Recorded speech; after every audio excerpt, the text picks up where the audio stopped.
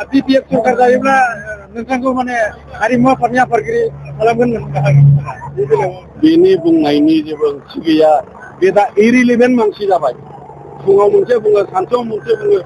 मा साननानै मोनायाव मोनसे बुङो बेखौ आंहा फिननाय होनांगौ होननानै आं साना बयहाबो मुसलपुराव जिखिनि रायजो राजाया एकदम लोब लोब फैदों दिनैनि जिखिनि मोनसे समस्या हिसाबै बेवहाय गैयाबाबो